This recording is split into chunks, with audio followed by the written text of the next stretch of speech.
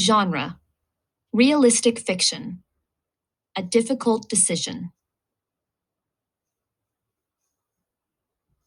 My best friend Paul and I were excited to go to the park after school. The park had a new fort.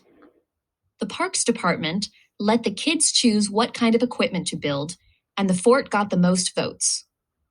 After school, Mom and I met Paul and his dad at the park. Paul and I raced to the top of the tower. "I win. I'm the champion," I shouted. "Look, Paul, someone left the newest game master here. It's mine now." Paul raised his eyebrows and looked thoughtful. "Wyatt, you cannot keep that game master," he said. "You have a responsibility to return it. It is your duty." I asked, "Haven't you ever heard the saying, 'Finders keepers, losers weepers'? I have rights. I found it, so I am claiming it."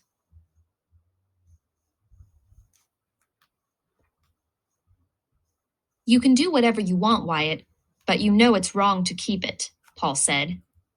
Then he added, "Whenever there are issues like this at school, you're the one who helps solve the problems.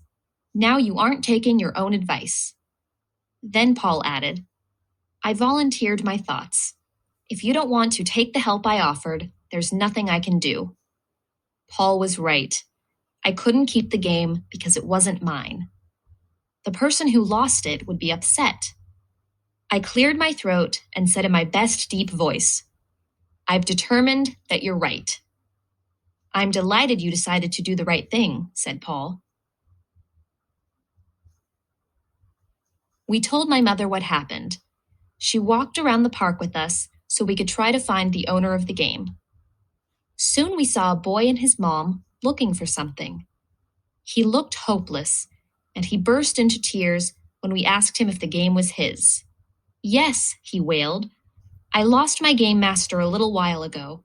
I should have been more careful." Afterward, Mom and I walked home. I was glad I returned the toy to the boy. So I made a promise to myself to always try to do the right thing. Now that is a vow I can keep.